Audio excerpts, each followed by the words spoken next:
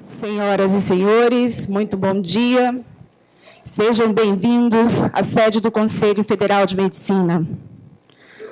Por gentileza, acione seus celulares no modo silencioso. Primeiro Fórum de Doenças Raras do Conselho Federal de Medicina, que tem como objetivo de efetivar um panorama sobre os avanços e os desafios sobre o tema. Nos debates serão abordados a importância do diagnóstico precoce do tratamento adequado e do cenário atual da genética médica do Brasil. Dando início a esta solenidade, convidamos para compor a mesa de honra as seguintes autoridades: o presidente do Conselho Federal de Medicina, Dr. Carlos Vital Tavares Correa Lima.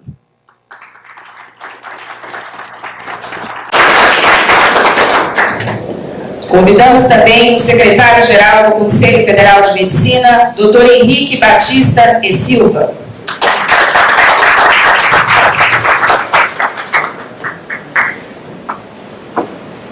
A diretora do Departamento de Gestão e Incorporação de Tecnologias em Saúde da Conitec, Ministério da Saúde, doutora Clarice Alegre Petramari.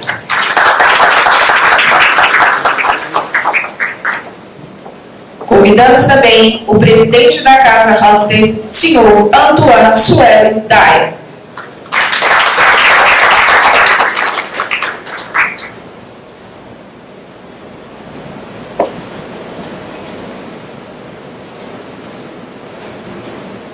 Senhoras e senhores, podem se assentar. Com a palavra para suas saudações aos participantes do evento, o senhor Antoine Sueli Dyer. Bom dia. Bom dia a todos. É um prazer estar com todos vocês hoje para a gente compartilhar um pouco nossa visão referente ao cenário das doenças raras no Brasil. Temos muito a discutir aqui. Eu parabenizo o Conselho Federal de Medicina para essa iniciativa tão importante para discutir a primeira vez o tema doenças raras no Brasil. Muito obrigado a todos. Na sequência, ouviremos a doutora Clarice Alegre Petramari. Olá, pessoal, bom dia a todos. É um prazer estar aqui também. Temos discutido esse tema em vários fóruns. Eu imagino que é a primeira vez no Conselho Federal de Medicina, então é muito bom estar com os colegas, com os médicos, discutindo esse importante tópico da saúde pública brasileira. Obrigada. Com a palavra, o doutor Henrique Batista Silva. Bom dia a todos. Estou chegando de Aracaju, minha cidade, e no voo de Aracaju para Brasília, nós fizemos uma escala em Salvador, e ao meu lado se sentou uma jovem senhora com um bebê ao colo, e o que me chamou muito a atenção foi o cuidado que ela tinha com o seu filhinho e o olhar embevecido que ela tinha com essa criança. Isso me fez remeter meu pensamento para essa reunião de hoje, esse fórum que o Conselho Federal de Medicina inicia numa importante iniciativa e faz com que a gente volte também o nosso olhar para milhões de crianças e de pessoas que sofrem de doenças raras.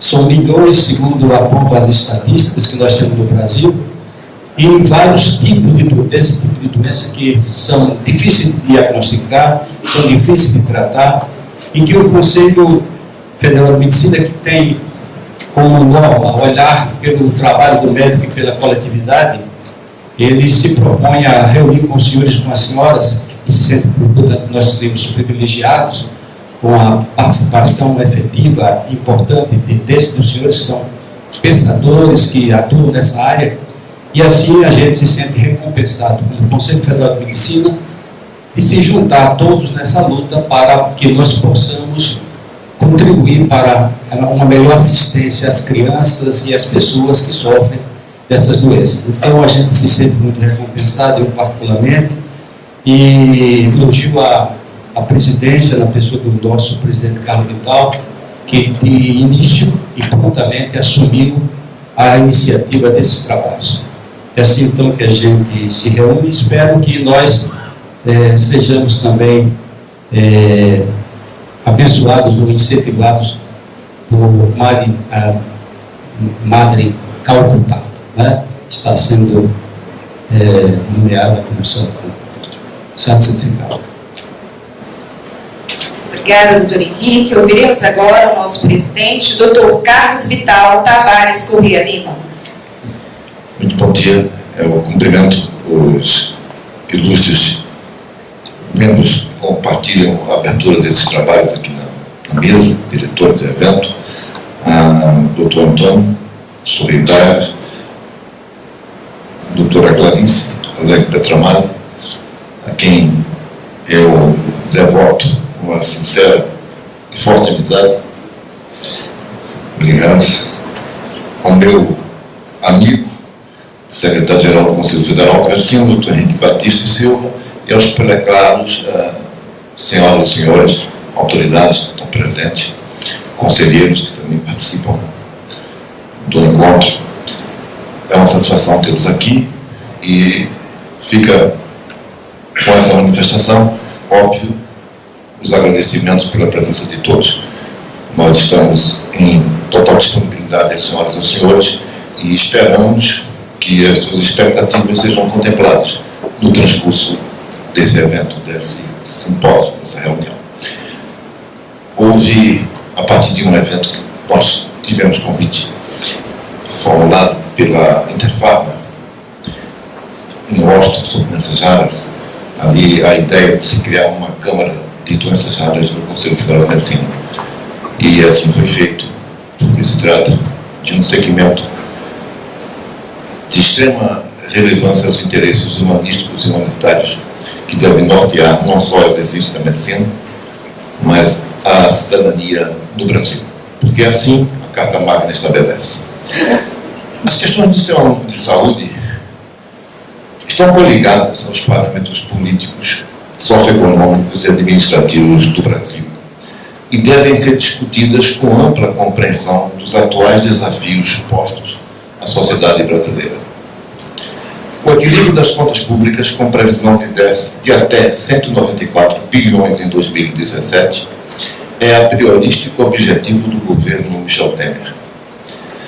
Trata-se do período de maior recessão econômica na história da nação, atingindo, em 2016, seu terceiro ciclo anual. Com grande abalo na saúde financeira das empresas, em circunstâncias de inadimplência, pouco crédito e altos juros, multiplicam-se os pedidos de recuperação judicial e falências. As devidas correções desses rumos não estão no contexto de um antigo binômio de caráter emergencial e conhecido do nosso povo: cortes de investimentos e aumento de impostos. Os contribuintes, pessoas físicas e jurídicas, estão literalmente exauridos, não suportam mais cargas tributárias. As medidas necessárias ao controle das contas públicas e ao crescimento econômico com desenvolvimento sustentável não são exequíveis em curto prazo.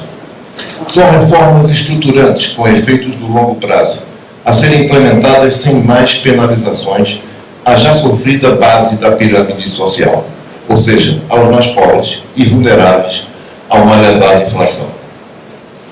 Consiste nisso a premente, árdua e mais nobre tarefa dos poderes executivo e legislativo, em reverência aos preceitos fundamentais da Carta Magna. Sem espaço para incrementos de impostos, há de se ter a clarividência, ou o bom senso, de uma reforma administrativa que venha ao encontro da competência, de uma reforma eleitoral político-partidária que evite a perpetuação ou a renovação dos corruptos, de uma reforma da Previdência Social com respeito aos direitos adquiridos e de uma reforma tributária coerente com o Pacto Federativo e que aumente a arrecadação do erário como consequência dos estímulos fiscais à produtividade. Nesse âmbito de ações saneadoras, por exemplo, urge a aprovação da proposta de emenda constitucional PEC número 241, em pauta de análise legislativa, que define o teto para o gasto público nos próximos 10 anos, desde que sejam incluídos os estados e o Distrito Federal, e determinada a manutenção dos atuais orçamentos da saúde, da educação e da segurança, com a garantia de suas correções inflacionárias. A ignorância, a doença e a morte evitável, além de lamentável realidade, não são alicerces do equilíbrio ou controle dos gastos públicos e criam obstáculos universais ao desenvolvimento sustentável, posto que são intoleráveis retrações ou subtrações nos orçamentos da saúde, da educação e da segurança. Por conseguinte, não é tolerável o aumento da carga tributária, ou seja, mais tributos, inclusive sob a pseudo-forma de planos de saúde cognominados de acessíveis ou populares, ainda que com a intenção de menor impacto financeiro ao SUS. Os legítimos interesses dos portadores de doenças raras no Brasil estão entre dois princípios constitucionais: o do mínimo existencial e o da reserva do possível. As nossas cortes superiores, por várias vezes, já se manifestaram sobre a precedência do princípio do mínimo existencial sobre a reserva do possível. E assim, concluo com a assertiva de que a dignidade humana é um direito natural, ou seja, inerente ao homem pelo simples fato de sua existência, e não pode ser retirada ou tolhida na defesa dos gastos públicos ou do SUS. Portanto, por ordem ética, moral e jurídica, em época de prosperidade ou de recessão econômica, o futuro deve ser planejado e construído para ser justo. Em síntese, esse é o nosso mistério hoje, nas tratativas, nas questões, nas polêmicas, no compartilhamento das experiências que certamente serão exitosas neste fórum. Um bom dia a todos e muito obrigado.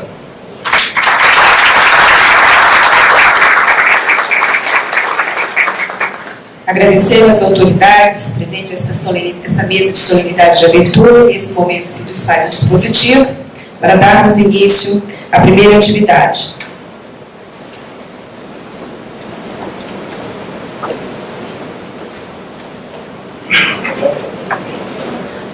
Neste momento, convidamos ao palco o Dr. Aníbal Gil Lopes para presidir os trabalhos da conferência sobre o tema Genética Médica e Atenção a Pessoas com Doenças Raras no Brasil, Caminhos Cruzados.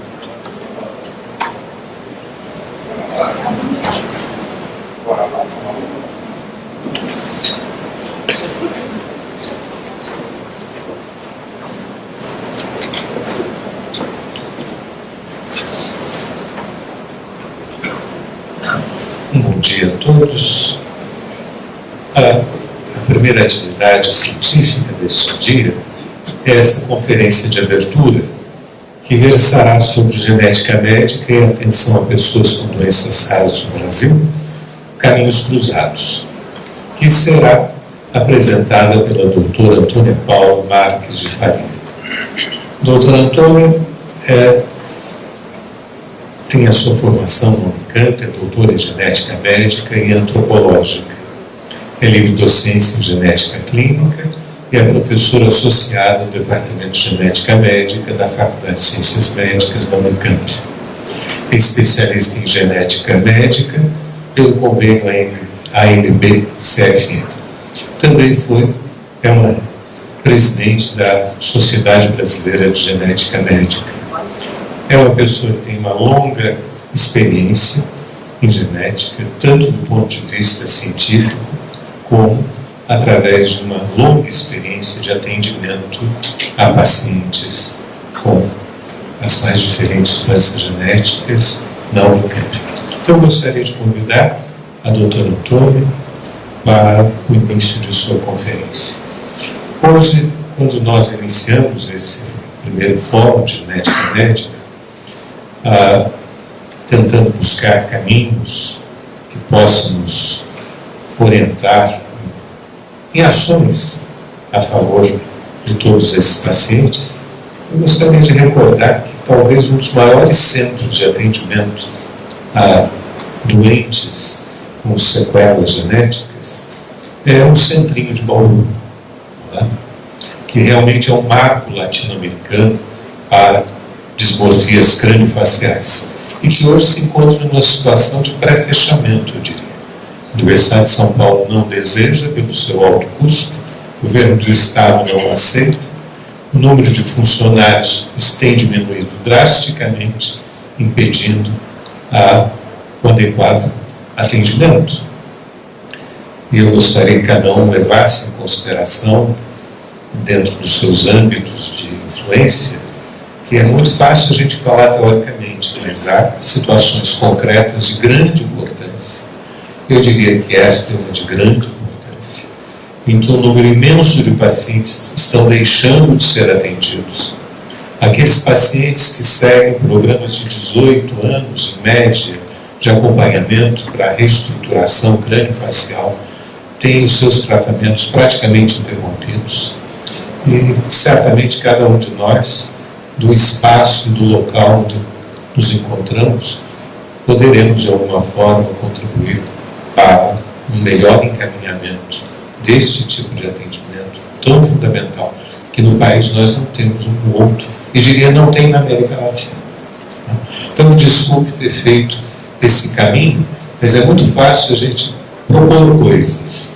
Muitas vezes a gente tem que ter ações um pouco mais concretas, no sentido de preservar o que temos. Então, professora, me desculpe ter interrompido o início, adiado o início da sua apresentação. Por favor.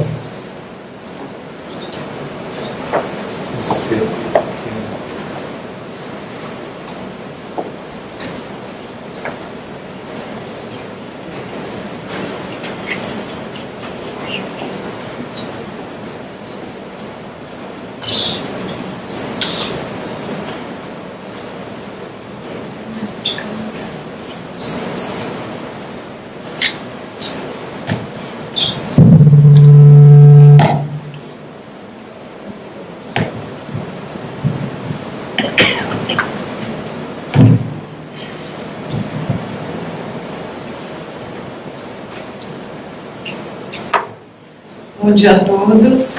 É uma honra estar aqui hoje, especialmente num evento como esse. E antes de iniciar essa apresentação, né, eu gostaria de destacar alguns aspectos que eu preferi até ler para vocês. Tá?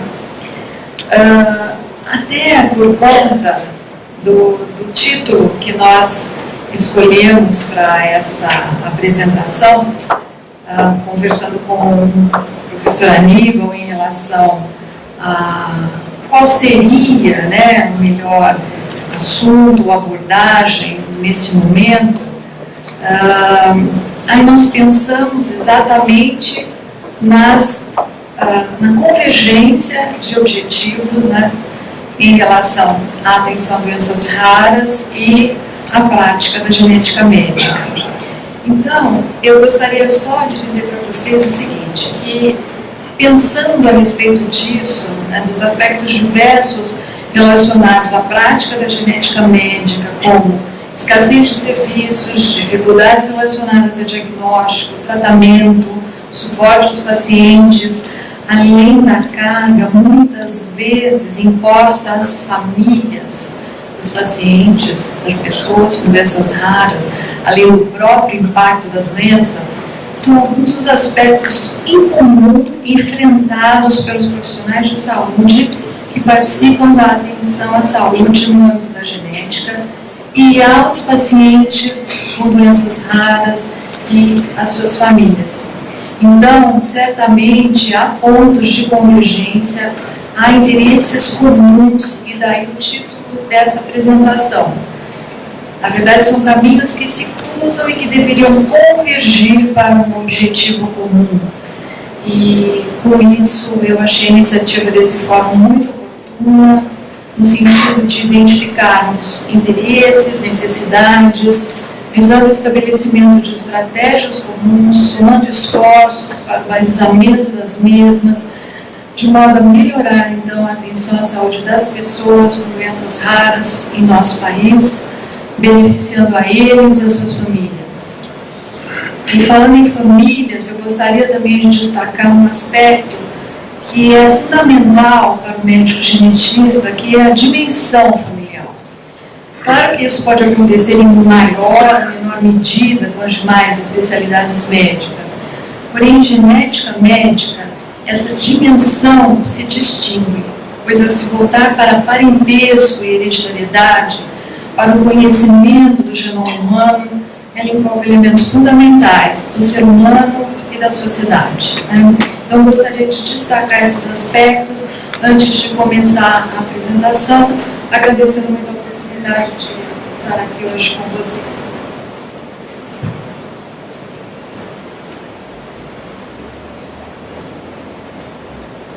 Bem, falando em doenças raras, eu acho que eu vou falar. Eu tenho o hábito de caminhar dando aula, e aí eu acabo me distraindo um pouco, e eu sei que eu tenho um tempo determinado de fala. Bem, falando de doenças raras, temos uma frequência que a OMS utiliza, existem outros números em outros países, mas seriam 65 pessoas a cada 100 mil indivíduos. Temos cerca de 7 a 8 mil doenças raras, 6 a 8% da população, o que corresponderia, aqui no Brasil, considerando a população residente, a cerca de 14, 15 milhões de pessoas. Então, são raras, sim, mas em seu conjunto, não. Bem, o que as doenças genéticas e as doenças raras têm em comum? Em geral, são crônicas, são incapacitantes, em geral, não cura, representam uma significativa parcela de dor e de sofrimento. 75% acometem crianças, 5 dessas crianças, em torno de 75%, são acometidas, 30% morrem antes dos 5 anos de idade e 80% têm origem genética. Quando eu discuto esses aspectos com os alunos da Faculdade de Medicina do Unicamp, um dos aspectos da nossa inserção no currículo da faculdade, desde a oportunidade da reforma curricular, foi justamente mostrar os aspectos da genética que são importantes para a formação geral do médico. E eu começo a aula mostrando para eles algumas condições geneticamente determinadas, considerando a sua origem. Sempre começo perguntando, dê um exemplo de uma condição genética. Síndrome de Down, síndrome de Turner, e assim vai. E são poucas, eles conhecem poucas, né? Algumas eles até ouviram falar, mas não pensam nelas no âmbito da genética. Quando a gente vê a frequência dessas condições, por exemplo, a frequência de anomalias cromossômicas em recém-nascidos vivos, nós chegamos para 1 a cada 150. A síndrome de Down não é uma condição rara, ela incide em 1 para cada 1000 indivíduos, né? Da mesma maneira que a síndrome de Klinefelter. Mas quando a gente agrupa essas condições e mais, quando nós consideramos aquelas alterações já identificadas a partir das tecnologias de identificação de anomalias submicroscópicas, nós temos um número muito grande de condições cromossômicas.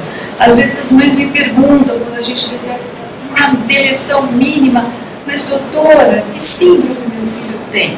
Daí eu explico, não, ele tem a síndrome da deficiência da microdeleção deste cromossomo. Não há mais um nome, não há mais uma entidade clínica específica. E com isso, esse número vai aumentar muito em relação à frequência, tá? Falando de anomalias cromossômicas. Quando nós chegamos nas condições monogênicas, as que têm padrão mendeliano, é um número infinito de condições, algumas mais frequentes, outras nem tanto, algumas até comuns, né? E com isso, eles conseguem perceber especialmente quando a gente chega às condições como as anomalias congênitas isoladas e doenças como câncer, doenças psiquiátricas, que são as multifatoriais, aí de repente eles têm noção de que as doenças genéticas, muitas delas raras, surgem a todo momento, ou surgirão na prática profissional deles, seja qual for a especialidade que eles escolherem. E é mais ou menos com isso que a gente tenta fazer o estudante de medicina ver a especialidade, assim como também ter um outro olhar em relação às doenças raras de um modo geral. Outra coisa importante que eu costumo passar para eles, a mudança em relação à disponibilidade de testes e de diagnósticos relacionados a doenças genéticas. Então, por exemplo, esse é um levantamento deste ano dos genetestes relacionados a laboratórios e a doenças genéticas. Então, a gente vê que o número de laboratórios praticamente não se modificou, ou cresceu muito pouco, mas o número de condições que estão sendo identificadas é cada vez maior. E uma outra coisa que nós estamos vendo é que, enquanto as clínicas se mantêm no mesmo patamar, os genes identificados estão aumentando. Isso significa, então, um outro aspecto, um número grande de condições, raras em sua maioria, mas cada vez mais com potencial de diagnóstico. E isso é muito importante, e essa tecnologia está aí, disponível. E ela vai estar disponível para quem? Para o geneticista? Sim, claro, faz parte da prática dele, mas ela vai surgir para diferentes profissionais. E a minha preocupação é muito grande em formar essa nova geração com este novo olhar em relação à genética. Esses são alguns números que eu uso também, porque são números importantes relacionados à visão que se tem das doenças genéticas. Teve um estudo muito grande na Inglaterra, esse que está aí representado, 1 milhão de nascimentos consecutivos, né? Uma a cada 20 pessoas ou 25 tiveram uma condição genética importante, fez diferença na vida delas. 1 a cada 10 pacientes na atenção primária tem algum problema genético. Em torno de 25% da população precisou de algum atendimento nessa área. Do ponto de vista geral, em relação a anomalias congênitas e doenças genéticas, 3% de todas as gestações estão associadas a um defeito genético, a uma doença genética, um defeito congênito. No nascimento, cerca de 2 a 3% quando nós consideramos as anomalias major, aquelas anomalias que interferem de forma significativa com a qualidade de vida, com a aceitabilidade social daquele indivíduo. Tá? E em torno de 2 a 5% condições que podemos considerar como mais brancas, mas que também têm as suas repercussões. As doenças genéticas, as anomalias congênitas surgem também na infância e na vida adulta, em proporções variadas, mas sempre chamando a atenção. Então, até os 25, em torno dos 25 anos de idade, 5 a 10% da população terá tido alguma condição dependente de um componente genético importante. É isso que eu abordo muito com os alunos nessa aula que a gente chama de a genética na prática médica, né? Pensando no médico em geral e não apenas no especialista. Bem, com tudo isso, com todo esse avanço da genética, com tudo que está disponível, né, em termos especialmente de exames e de diagnóstico, a gente sabe, primeiro, que a aplicação desses avanços é desigual, que o impacto na saúde pública dependeria de um sistema que permitisse uma distribuição justa e equitativa em relação aos serviços nessa área, né? A população e os profissionais de saúde estão despreparados, em sua maioria, para lidar com esses novos conhecimentos, a impedir adequadamente o exame. E essas diferenças, elas vão influenciar de maneira significativa, e tem a diferença entre o mundo industrializado e os países em desenvolvimento, aonde nascerão os 7 a 8 milhões de crianças no mundo, né? 95% dessas crianças nascerão nos países em desenvolvimento, que é onde vivem 80% da população mundial. Né? E é nessas regiões que a prevalência das doenças genéticas, até por questões de dificuldades de prevenção, a carga imposta por elas é bem maior. Né? Mesmo isso acontece aqui no Brasil também, temos o Estatuto da Criança e do Adolescente, temos uma série de leis, mas infelizmente ainda as famílias lutam muito para conseguir, às vezes, um mínimo de suporte para as suas crianças. Bem, então, nesse momento dessa apresentação, que eu até faço de maneira muito similar lá para os alunos, tentando sensibilizá-los em relação a esses aspectos da genética na prática médica, é que as doenças genéticas e, poderíamos dizer, as doenças raras, elas não são meras curiosidades sociais. Elas são realmente correspondem a um amplo espectro de condições, desde as mais comuns até as muito raras, e que são responsáveis por uma grande parcela de sofrimento para o indivíduo e para a sua família. Né? Então, lidar com isso é um grande desafio para quem está atuando nessa área. Então, esse aspecto da prática da genética, eu pensei em destacar para vocês, porque eu acho que ele é relevante em relação às demais discussões no dia de hoje. Um outro aspecto que eu acho muito interessante da especialidade é que ela, na verdade, ela surge ao longo de todo o ciclo da vida humana, claro, desde o período pré-concepcional.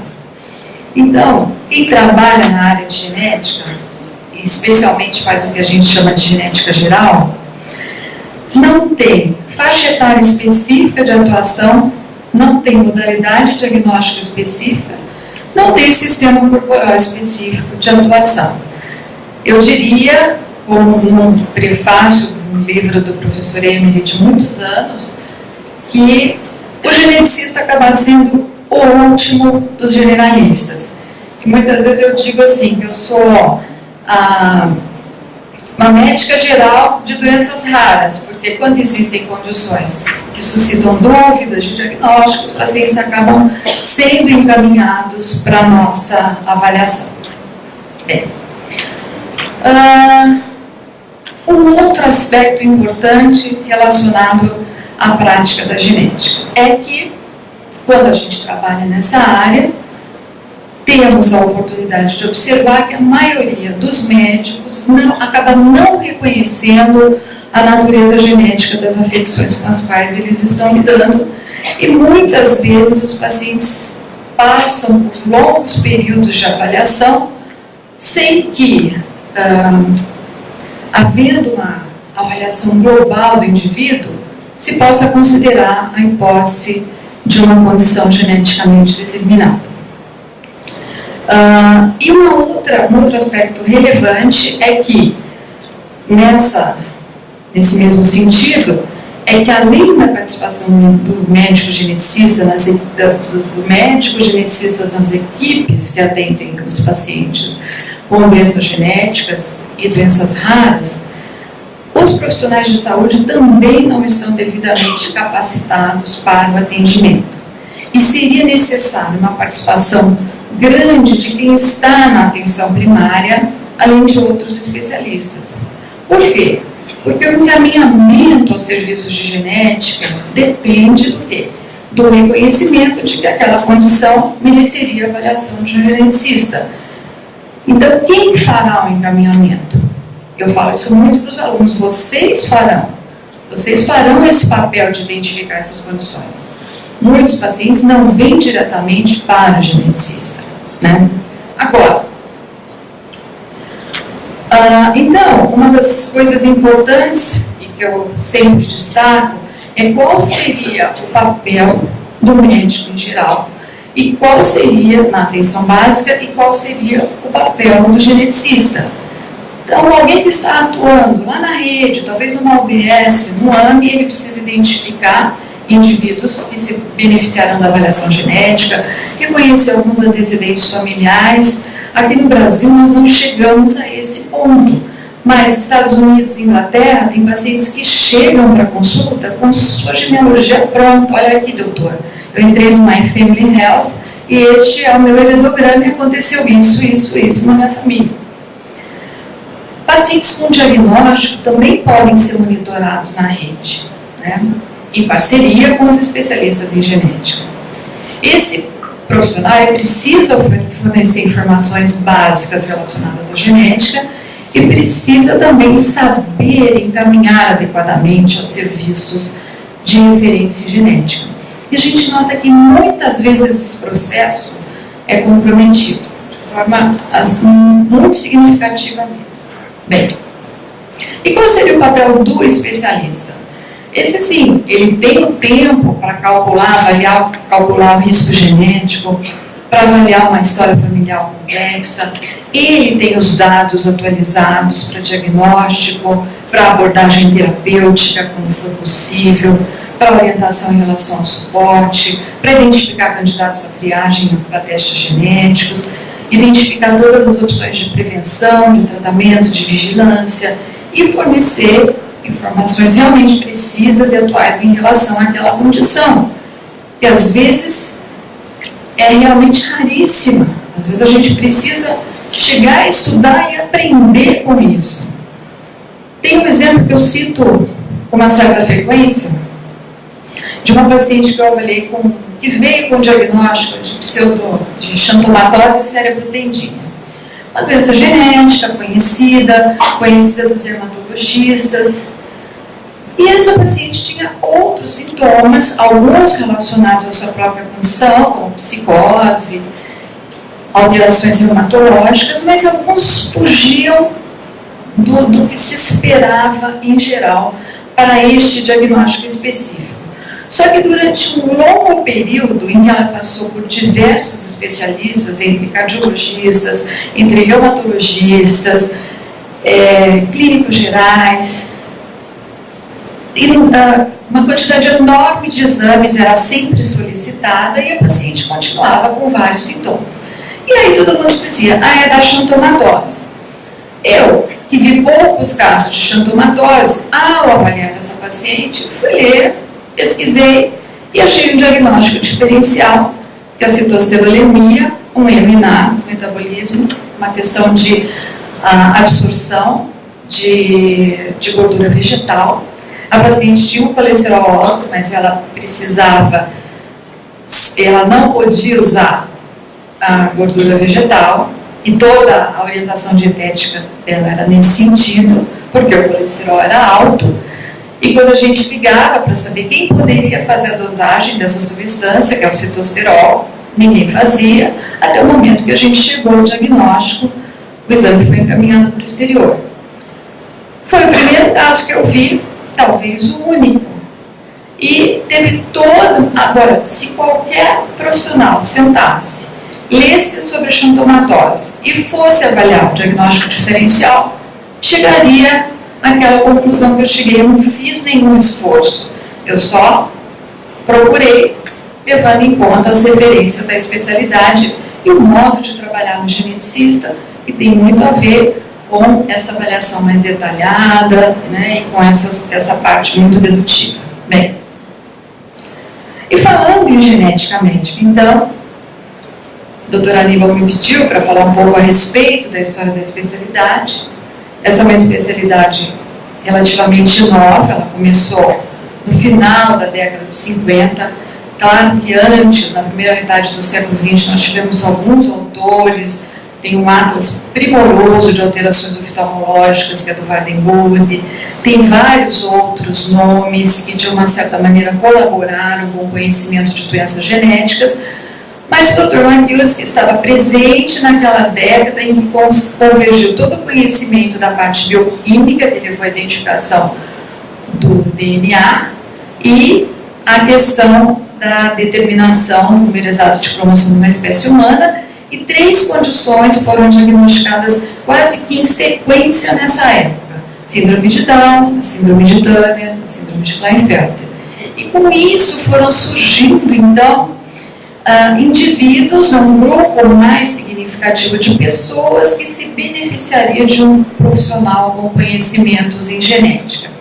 Até essa é a coleção, para quem usa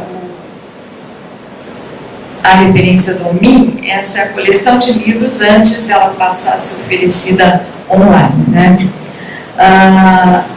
Esse diapositivo eu tenho da época do falecimento dele e os dados do obituário do Dr. Victor Matthews. Então, ele é considerado por muitos o fundador da genética médica. Em outros países, né, além dos Estados Unidos, há diferenças. Tem o Legene na França, que também foi o responsável pela identificação dos primeiros pacientes com síndrome de Down.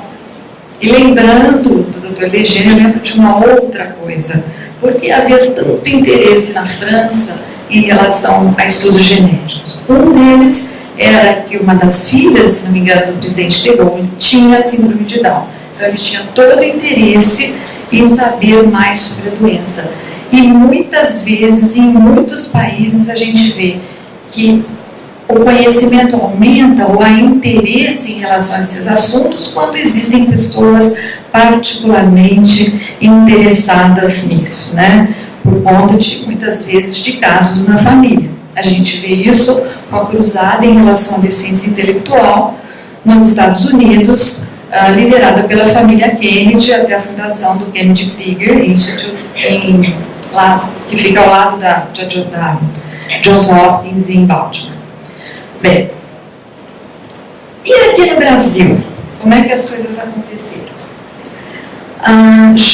Claro, não vou falar toda a história da genética brasileira, mas especialmente relacionada à prática médica.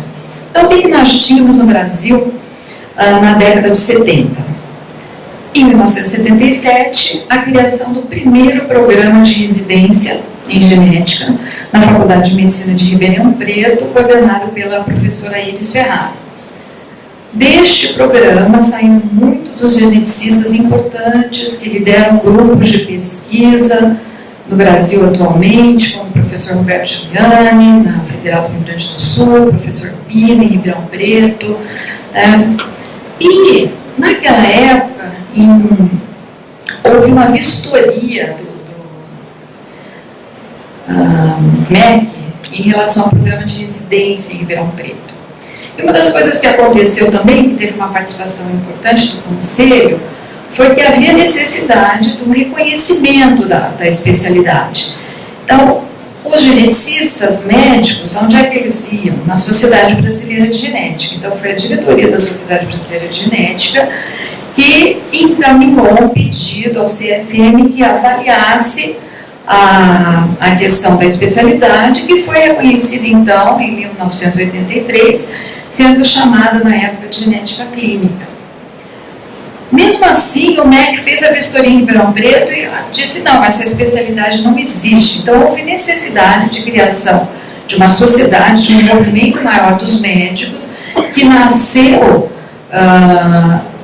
ou melhor, a fundação aconteceu em 1986, foi um congresso da SPPC, onde aconteceu um congresso brasileiro de genética, e aí, então, foi fundada a Sociedade Brasileira de Genética. Isso eu me lembro bem, foi o primeiro congresso que eu participei como pós-graduanda em genética. E aí as coisas foram caminhando. Em 93 nós tivemos o primeiro concurso de especialista, em 2002, 2003, o Comitê Misto de Especialidades, a MB-CFM, mudou a designação e passou a chamar de genética médica, a especialidade. Com isso, a nossa sociedade de hoje se chama Sociedade Brasileira de Genética Médica. Bem, Com relação à residência médica, nós temos 11 programas, 8 no Sudeste, 2 no Sul, 1 no Nordeste, 1 aqui no Distrito Federal.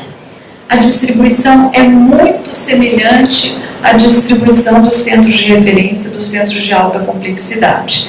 Há uma carência em outras regiões brasileiras.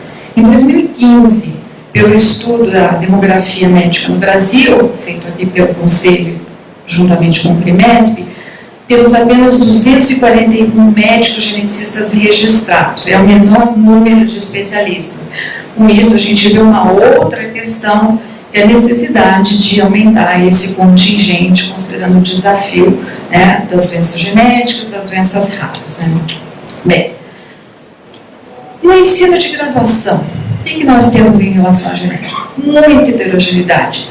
Aonde estão, em geral, os currículos? No curso básico. São poucas as instituições que têm algo já na parte clínica e que tem conteúdos voltados para a aplicação clínica, e isso faz muita diferença.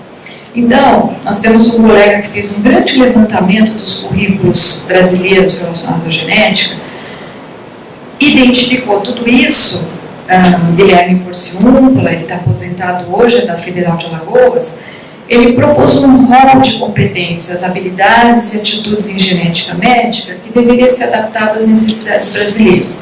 Isso foi discutido em vários eventos da nossa sociedade, mas na verdade nunca houve nada concreto voltado a esses aspectos. Isso realmente faria diferença em relação a essa questão do médico em qualquer especialidade, em conhecer a natureza genética da afecção que ele está lidando. Bem, na pós-graduação nós não temos maiores problemas, né? Existem vários programas de pós-graduação muito bem conceituados, formando então profissionais para os centros universitários e também para trabalhar na parte laboratorial.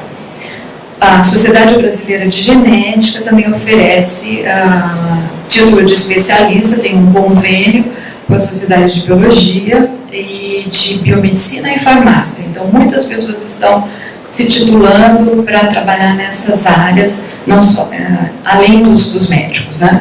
Existe agora alguns programas de mestrado profissionalizante. Na Unicamp temos um para começar, que é o de aconselhamento genético, temos no Rio Grande do Sul, na USP, e o aconselhamento genético é algo também que precisará de um contingente de profissionais, né?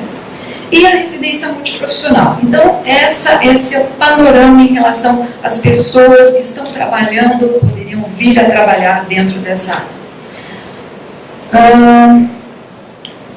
Bom, então, esses desafios múltiplos que estão aqui, eu acho que eu já fui abordando, né? Importante a educação dos médicos e profissionais de saúde em geral, incluindo os que atuam na rede primária, formação de médicos geneticistas e outros profissionais na área. E, sobretudo, a integração entre todos esses profissionais, que ainda é bastante deficitária. Bem, com isso, quando a gente avalia tudo relacionado à genética, e eu acho que por contiguidade em relação às doenças raras, é que nós temos um número reduzido de serviços públicos, dificuldade de acesso, no caso da saúde suplementar, problemas com convênios, né? Mas houve um avanço significativo da saúde suplementar. Né? Nesse ponto, até vale a pena mencionar, por quê? Porque durante anos, quando nós expandimos, isso eu presenciei, testemunhei na Unicamp, em relação ao aumento dos nossos ambulatórios, isso teve muito a ver com a expansão relacionada aos programas de residência. Então, o que acontecia? Nós oferecíamos exames que eram exames feitos a partir de projetos de pesquisa. Não havia um esquema para a realização desses exames no âmbito daquele serviço de atenção à saúde, serviço público. O que aconteceu? Nos momentos em que as verbas vão diminuindo, não temos mais projetos, não fazemos mais exames. Nós estamos hoje, no ambulatório de genética da Unicamp, sem condições de fazer, por exemplo, pesquisa de chifragem. Então, nós acabamos perguntando a esses pacientes: vocês têm convênio? Sim. Então, é solicitado via convênio. da mesma maneira que os estudos para pesquisar anomalias cromossômicas submicroscópicas. Então, de repente, a gente nota que chegou o momento de nós realmente organizarmos a atenção relacionada à genética e às doenças raras de um modo geral. Bem, com isso, tudo fica mais difícil, né? Além disso, a demanda é muito grande nos serviços, há uma defasagem muito grande de encaminhamento até a consulta.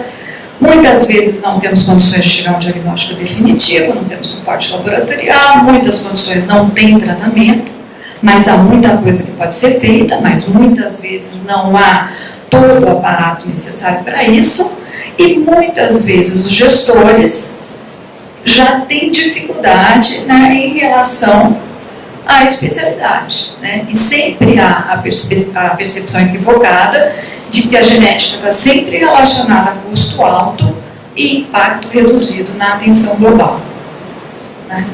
Uma época, a genética tinha sido, na saúde suplementar, colocada num grupo que eram as especialidades de alto custo, né?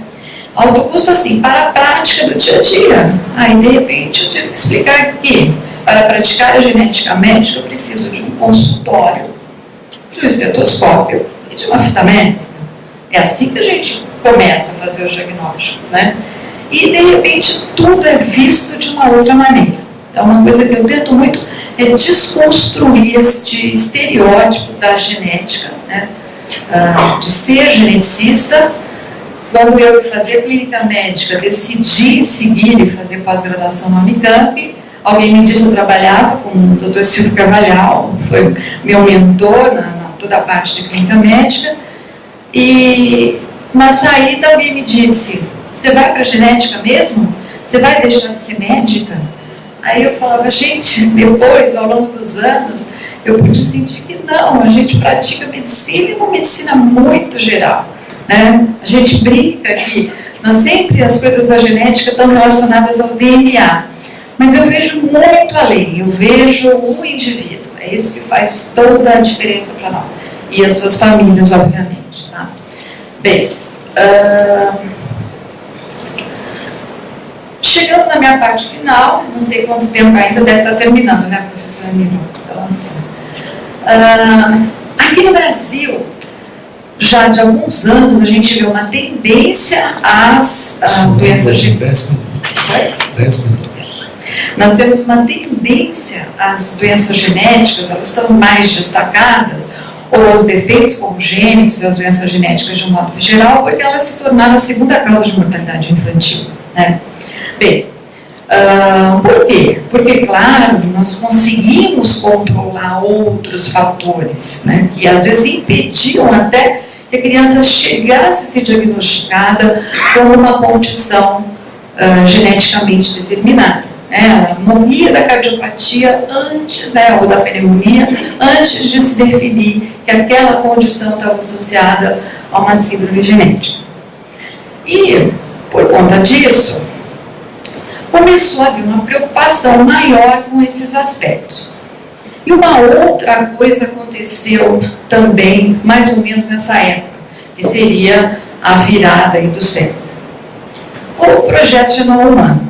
Quando o Projeto Genoma Humano foi publicado, todo aquele espaço midiático, né, para o Projeto Genoma, Craig Venter, Francis Collins, né, os Estados Unidos, Inglaterra, enfim, todos os países se mobilizaram, foi uma comoção global. E aqui no Brasil também. Nessa época, eu estava presidindo a Sociedade Brasileira de Genética Médica e foi necessário estabelecer uma comissão, foi definido que seria criada no Ministério da Saúde, uma comissão que era a Comissão de Acesso e Uso do Genoma Humano.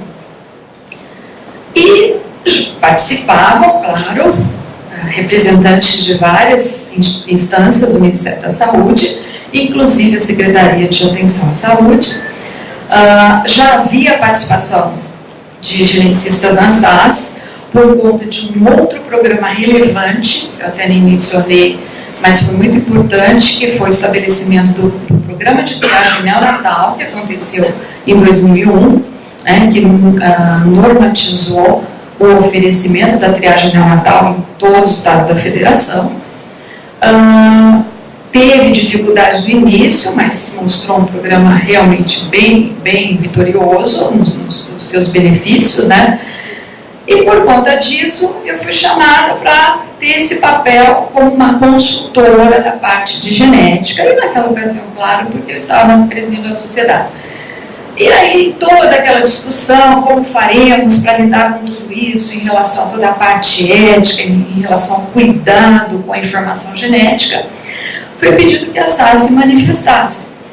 E eu acabei fazendo essa apresentação, e nessa apresentação eu coloquei que tudo bem, que nós poderíamos estabelecer parâmetros, claro, para a aplicação da tecnologia genômica da maneira mais adequada, considerando seus aspectos éticos, legais e sociais, mas que tinha, porém, que a medicina genética, do ponto de vista brasileiro, ela enfrentava enormes dificuldades. Então, de repente, a gente estava falando do topo, que demandaria aconselhamento genético, uma série de orientações, e não tínhamos condições de fazer um diagnóstico básico, não tínhamos atenção nessa área em várias regiões brasileiras.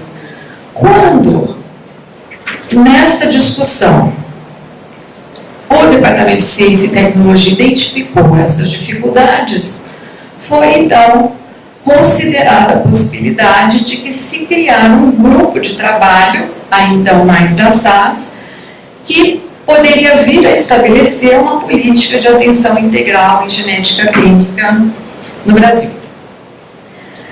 Essa é a portaria de 20 de janeiro de 2009. O grupo de trabalho começou a trabalhar em 2004, foram 5 anos de reuniões, muita coisa foi elaborada, foi um projeto muito grande, a portaria foi publicada em 2009, mas não foi implementada. Esse foi um período realmente bem decepcionante, né, porque foi um trabalho árduo dos participantes do grupo, né, um trabalho que exigiu várias vindas aqui a Brasília, né. Eu mesma deixei de lado uma série de projetos dentro da minha instituição e, de repente, nada aconteceu. Fomos cobrados também pela nossa sociedade, foram vários congressos de genética que sempre ia o grupo da política, né? Mas, realmente, quando não há vontade política, às vezes as coisas não caminham mesmo e não saem do papel e se usa a palavra tradicional, que é ser engavetado. Foi isso que aconteceu com essa política. Bem, só que, felizmente, por outros caminhos e discussões, especialmente a preocupação das famílias e das associações com doenças raras, acho que as reuniões começaram por volta de 2012, né? Eu me lembro que eu cheguei a vir a primeira, ainda por ser representante do grupo da política de atenção genética, né? E aí foi, então, estabelecida essa nova política de atenção a integrar as pessoas com doenças raras com a participação da Sociedade Brasileira de Genética Médica. E neste processo houve já um empenho muito grande, né, especialmente da Unitec, houve já a determinação de que fossem estabelecidos protocolos clínicos e diretrizes terapêuticas, e eu acredito que esse processo deva continuar, porque muito já foi feito, e é um projeto muito interessante em relação à atenção às pessoas com doenças raras, com a participação da genética, dos centros de referência, né, para atenção à saúde em genética, que fazem um atendimento habitual de pessoas com doenças raras. Os eixos estruturantes da política são semelhantes ao da política de atenção integral em genética. A nossa especialidade está no eixo 1, no eixo 2 são as condições das doenças raras de origem não genética.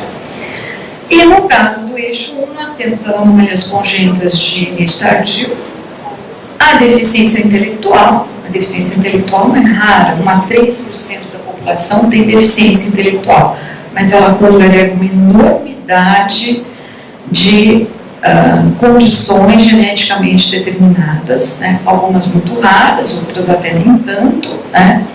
No eixo, por exemplo, de deficiência intelectual, no protocolo de avaliação clínica, né, de investigação diagnóstica na deficiência intelectual, nós excluímos os pacientes com síndrome de Down. Eles já têm diagnóstico. A síndrome de Down é a principal causa genética de deficiência intelectual, ela já não é incluída neste eixo, né? Eu aí tinha passado um tempo meio que desanimada, e claro, trabalhando na instituição, é o que eu gosto de fazer, mas eu me animei um pouquinho em relação à questão da política de atenção às doenças raras, e com a proposta da Conitec e das diretrizes, né, que eu estou tendo a oportunidade de participar na deficiência intelectual. Daí a doutora Clarice, né, que sabe da nossa participação, e estamos juntos nesse processo com bastante otimismo. Bem, e para finalizar essa apresentação, que tenta fazer, então, eu acho que nem precisaria, né, quando a gente diz que 80% das doenças raras são de origem genética, né, mas eu não resisti a terminar com esse cartoon, que acho que quase todo mundo aqui assistiu divertidamente, né, e quando a gente pensa em doenças raras e pensa em genética, quem bolou também pensou nisso, né. E aí, de repente, eu me vi pensando em ser a personagem tristeza. Eu não me vejo dessa maneira. Enfrentamos, sim, muitas dificuldades, né? Mas também temos nossos momentos de alegria, temos nossos momentos de receio, né? Temos as nossas incompatibilidades. Eu não chego, às vezes, a ficar irada, mas de vez em quando algumas coisas me tiram do sério também nessa prática. E também não vejo os colegas das outras especialidades que estão representados aqui sempre dessa maneira, com esses estereótipos. Claro que eu entendo que os cirurgiões são mais pragmáticos, eles querem resolver, é completamente diferente do perfil de um geneticista, né? Claro que o patologista tem dificuldades, às vezes, de fechar um diagnóstico que também é um diagnóstico difícil. E claro que uma pediatra não está sempre feliz, pensando só nas vacinas, que há momentos difíceis também, muito na prática pediátrica, né? Mas, quando eu vi esse cartão, não resisti, porque é realmente isso, né? Quer dizer, você tem uma condição rara, né? Uma condição genética, e aí é onde está a nossa convergência de interesses, né? E então, eu concluo dizendo que eu pensei um pouco mais sobre o título dessa apresentação, doutora Aníbal, e eu acho que são mais, assim, caminhos de convergência. Eu acho que a gente poderia realmente convergir para um caminho único, de modo a estruturarmos esse processo, essa jornada, que será longa, que será difícil, mas eu acho que este é um momento fundamental para nós realmente organizarmos a atenção à saúde em genética e em doenças raras, né? Se nós não organizarmos neste momento, com todo esse aparato que está disponível de investigação, se nós, dentro das nossas áreas, quem é professor, quem está voltado para os currículos médicos, não pensar nisso, quem dentro da sua área, né? Então, eu estou lá no Unicamp, eu faço o meu possível, às vezes o meu possível é pouco, mas dentro deste possível, a gente tenta fazer o melhor. Então, é esse panorama que eu queria apresentar para vocês e agradecer muito a oportunidade de estar aqui hoje. Eu sou uma pessoa que não é muito de fala, eu gosto mais de estar